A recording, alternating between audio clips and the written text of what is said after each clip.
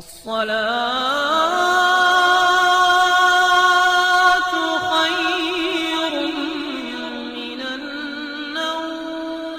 السلام علیکم ورحمۃ اللہ وبرکاتہ۔ پیارے دوستو، امام بخاری رحمۃ اللہ علیہ نے نقل کیا ہے کہ ایک روز رسول کریم صلی اللہ علیہ وآلہ وسلم نے حضرت عائشہ صدیقہ رضی اللہ تعالی عنہا سے فرمایا، کیا انہوں نے احد کے دن سے زیادہ سخت دن کبھی دیکھا ہے؟ پھر خود ہی ارشاد فرمایا، میں نے وہ دن دیکھا ہے، اس روز ابن عبد یلیل بن کلال نے سمجھو میری جان ہی لے لی تھی، لیکن میں نے اپنے آپ کو اللہ کی پناہ میں دے دیا تھا اور اسی سے مدد کا طالب ہوا تھا۔ بہرکیف اس نامراد اور دوسرے کفار مکہ نے مجھ پر اتنا ظلم کیا کہ میں بتا نہیں سکتا۔ جب کفار مکہ اور خود میری قوم کی طرف سے مجھ پر ظلم ہو رہا تھا تو میری نگاہ آسمان کی طرف اٹھی تو دیکھا کہ ایک بادل مجھ پر سایہ فگن ہے اور اس میں سے ایک فرشتہ زمین کی طرف آ رہا ہے۔ وہ جب اور زیادہ قریب ہوا تو دیکھا کہ وہ جبرائیل علیہ السلام ہیں۔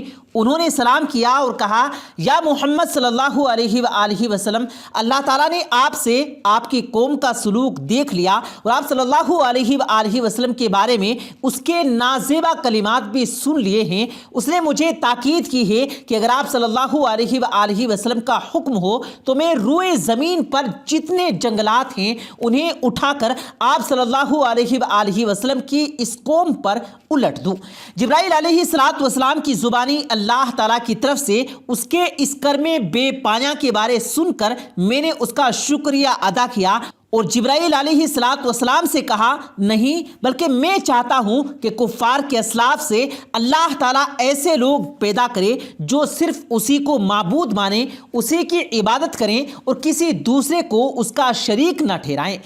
پیارے دوستو، حضرت جبرائیل علیہ السلام کا شمار اللہ تعالیٰ کے مقرب ترین فرشتوں میں ہوتا ہے۔ آپ علیہ السلام 600 پروں کے مالک ہیں، نہایت خوبصورت اور تیز رفتار۔ آپ علیہ السلام کا ٹھکانہ سدرۃ المنتہی و جنت الماوا کے پاس ہے، جو سماوا مخلوق کا بھی مقام انتہا ہیں اور حضرت جبرائیل علیہ السلام کا بھی۔ الربیع بن انس رضی اللہ تعالیٰ عنہ سے مروی ہے کہ اللہ تعالیٰ نے بدھ کے دن فرشتوں، جمعرات کا دن جنوں اور جمعے کے دن آدم علیہ السلام کو پیدا فرمایا۔ بحوالہ تاریخ طبری، اللہ تعالیٰ نے فرشتوں کی تخلیق فرمائی تو بے شمار فرشتوں کو پیدا فرمایا، پھر ان کو مختلف امور سر انجام دینے کے لیے مامور فرمایا۔ ان گنت فرشتوں پر صرف 4 فرشتوں کو فوقیت دی گئی اور ان چاروں پر بھی حضرت جبرائیل علیہ السلام کو فضیلت عطا کی گئی۔ امام ابن کثیر علیہ الرحمہ نے قرآن پاک کی ایک آیت کی رو سے نقل کیا ہے کہ دوسرے فرشتوں سے پہلے حضرت جبرائیل علیہ السلام کا نام لیے جانا اس بات کی دلیل ہے کہ یہ جملہ ملائکہ میں اعظم و افضل ہے۔ منقول ہے کہ رسول کریم صلی اللہ علیہ وآلہ وسلم نے ایک مرتبہ حضرت جبرائیل علیہ السلام سے پوچھا، کیا کبھی آسمان سے مشقت کے ساتھ بڑی جلدی اور فوراً زمین پر اترنا پڑا ہے؟ اس پر جبرائیل علیہ السلام نے جواب دیا، ہاں یا رسول اللہ صلی اللہ علیہ وآلہ وسلم، 4 مرتبہ ایسا ہوا کہ مجھے فوراً زمین پر آنا پڑا۔ پہلی بار کہ جب حضرت ابراہیم خلیل اللہ علیہ السلام کو آگ میں ڈالا جانے لگا تو میں اس وقت عرش الہی کے نیچے تھا۔ مجھے حکم ہوا کہ ابراہیم علیہ السلام کے آگ میں پہنچنے سے پہلے ان کے پاس حاضر ہو جاؤ، چنانچہ میں بڑی تیزی سے ان کے پاس پہنچا۔ دوسری بار کہ جب حضرت اسماعیل علیہ السلام کی گردن پر چھری رکھ کر چلا دی گئی تو مجھے حکم ہوا کہ چھری کو الٹا دو، تو میں چھری کے چلنے سے پہلے ان کے پاس پہنچ گیا۔ تیسری بار کہ جب حضرت یوسف علیہ السلام کو کنویں میں ڈالنے کے لیے رسہ کاٹ دیا گیا تب میں بڑی تیزی سے کنویں میں پہنچا اور آپ علیہ السلام کو آرام سے پتھر پر بٹھا دیا۔ اور چوتھی بار تب کہ جب کافروں نے آپ صلی اللہ علیہ وآلہ وسلم کا دندان مبارک شہید کر دیا اور آپ صلی اللہ علیہ وآلہ وسلم کے مبارک خون کا ایک قطرہ زمین کی طرف نکلا تو مجھے حکم ملا، اے جبرائیل فوراً پہنچو اور خون کا قطرہ زمین پر گرنے سے پہلے اپنے پروں پر سمیٹ لو۔ یوں میں فوراً آسمان سے زمین پر آیا اور وہ قطرہ اپنے پروں پر اٹھا لیا۔ بحوالہ تفسیر روح البیان۔ جب جناب جبرائیل علیہ السلام کی تخلیق ہوئی تو انہوں نے اپنے جسم و جسد کے خوبصورتی کا مشاہدہ کیا، اپنے وجود میں اللہ تعالیٰ کی بے پناہ نعمتوں کا ظہور دیکھا تو اللہ رب العزت کا شکر ادا کرنے کے لیے 2 رکعت نماز ادا کی اور ان 2 رکعت میں 30,000 سال کی مدت صرف کی۔ جب نماز سے فارغ ہوئے تو عرض کی، یا رب العالمین، کیا کسی اور کو ایسی عبادت میسر ہوگی جیسے میں نے کی ہے؟ تو ارشاد باری تعالیٰ ہوا، اے جبرائیل، اپنے آخری نبی صلی اللہ علیہ وآلہ وسلم کے دور میں اپنی خالقیت سے ایسے گروہ کی تخلیق کروں گا جو 2 رکعت نماز بہت ہی کم وقت میں اور بہت سی کمزوریوں کوتاہیوں کے ساتھ ادا کریں گے،